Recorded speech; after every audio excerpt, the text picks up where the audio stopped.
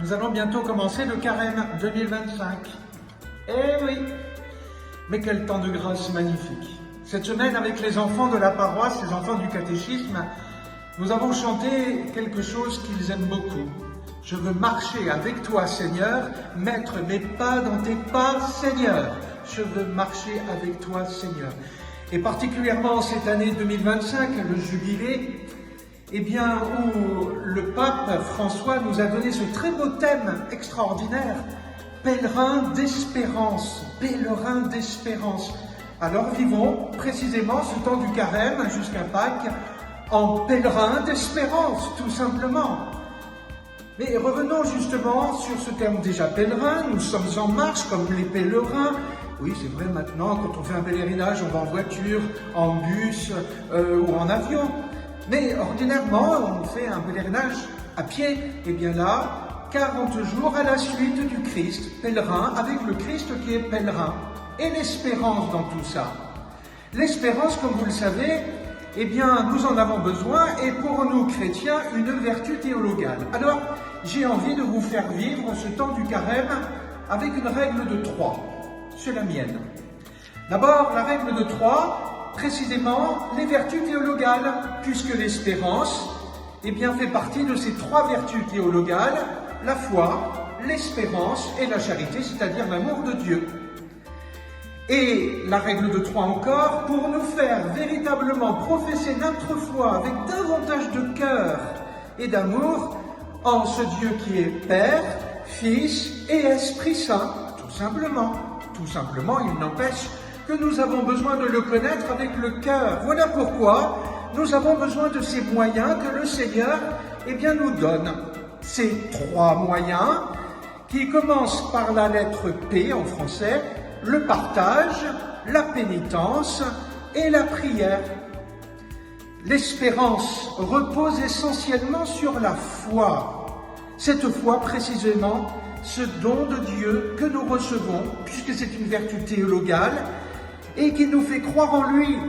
Il nous a dit qui il était, Père, Fils et Esprit Saint. C'est pour cela qu'en tant que baptisés, au nom du Père et du Fils et du Saint-Esprit, en communion avec tous ceux qui se préparent au baptême et qui vont recevoir ce même sacrement que nous, au nom du Père et du Fils et du Saint-Esprit, je te baptise, eh bien nous commençons ce chemin vers Pâques par ces 3 moyens de la prière, pas simplement une prière habituelle, mais une prière qui va nous faire écouter la parole de Dieu, précisément parce que c'est en cela que nous avons les vérités de notre foi. Et nous sommes invités précisément non seulement à écouter, mais aussi à méditer, à contempler ce Dieu qui est Père, Fils et Saint-Esprit. Dans la prière, dans cette contemplation, de plus en plus dans cette communication avec ce Dieu qui nous aime en tant que Père, Fils et Esprit Saint qui habite en nos cœurs. Cette prière qui nous invite à avoir un cœur à cœur avec Dieu, parce que quand même, c'est pas rien, nous sommes les enfants de Dieu. La prière. Ensuite, le partage. Il ne peut y avoir de véritable prière si elle n'y a pas d'amour. Le Seigneur Jésus est très clair avec cela. Lorsqu'il nous enseigne la prière du Notre Père, à la fin, il nous invite à pardonner. Car nous pouvons toujours prier pour demander quelque chose si on n'a pas l'amour du prochain, ou du moins, si nous n'essayons pas d'aimer notre prochain comme le Christ nous l'a enseigné, notre prière ne vaut pas grand-chose. Parce que précisément, notre prière s'adresse à ce Père, notre Père, et que nous sommes tous frères et sœurs, et si nous avons l'amour, ou si nous désirons cet amour, et que nous faisons tous les efforts, particulièrement avec ceux qui en ont le plus besoin, les pauvres, alors notre prière sera véritablement exaucée. La prière, paix comme partage, paix comme pénitence, l'espérance, elle nous vient particulièrement de notre foi en ce Dieu qui est Père, qui a tant aimé ce monde, qui nous a donné son Fils unique. Pourquoi? Parce que nous sommes pécheurs. Nous sommes dans ce bien, mais aussi dans ce mal, et il veut nous libérer tous de ce malheur du péché. Pour autant, si le Christ lui-même a tout porté sur lui, il nous donne son esprit pour que nous puissions, à sa suite, demander pardon à Dieu, pas simplement pour nos péchés, mais aussi ceux du monde entier qui est la source de tout le mal qui se fait dans le monde, et faire pénitence en faisant des petits efforts de tous les jours.